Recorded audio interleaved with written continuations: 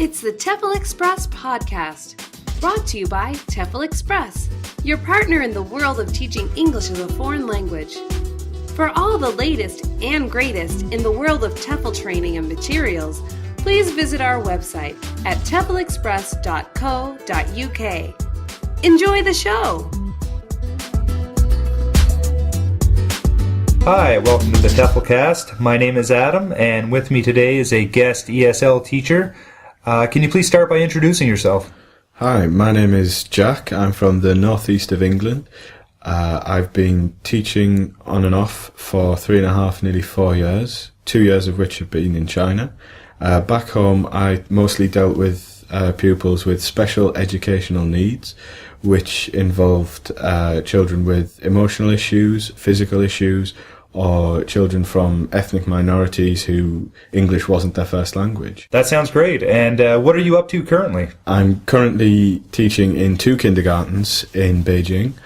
I deal with children aged from 2 to 6, but my primary focus is children aged 4. So most of your experience has been with young learners. How important is it to lesson plan? Do you find it more important to lesson plan for older students, or would you say young learners, or is there a difference? There are differences, but like with younger learners, you need to plan because younger learners can be very difficult, more prone to temper tantrums, or just plain scared. So you need to have a lot of things to fall back on. You can't just go in with one idea because that might not work. If you're dealing with a very emotional class or a very hyperactive class, what you plan might not work. So you need to have a lot of choice in what you can do. Right. And now, how important is the time involved in that? Like I've taught in the past, and I know when making lesson plans, you have to account, a good bit of your evening into making the lesson plan. But how much time do you think is appropriate to spend on making a lesson plan in the evening?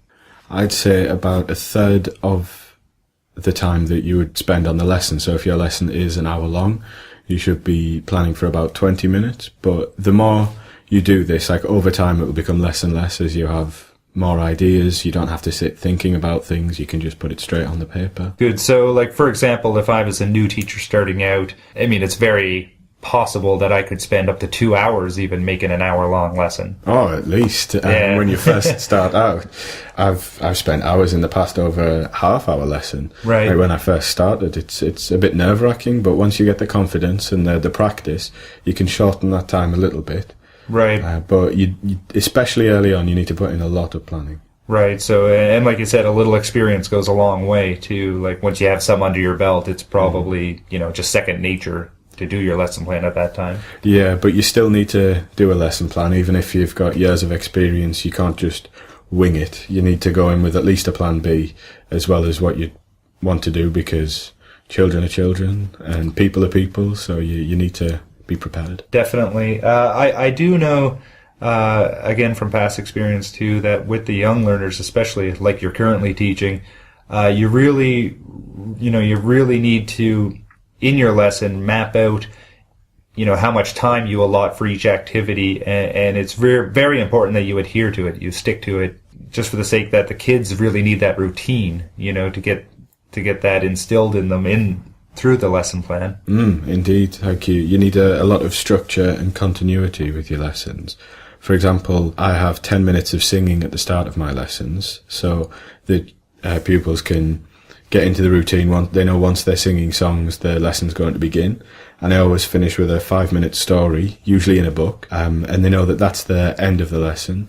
And it's going to last for 5 minutes, and they know that this is their wind down time. They still have to think and be active, but they know this is the final push sort of thing. Right. They know the end is in sight. Yeah, in a good way. Exactly.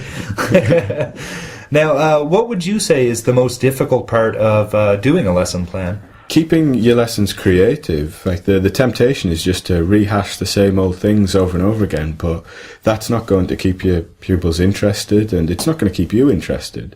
So even if you're not a creative person, you still need to be putting a lot of variety into your lessons, not just for the sake of education, but also for your own sanity. Yeah, variety definitely makes the day go better, especially the lessons, and like you said, for yourself and especially the students.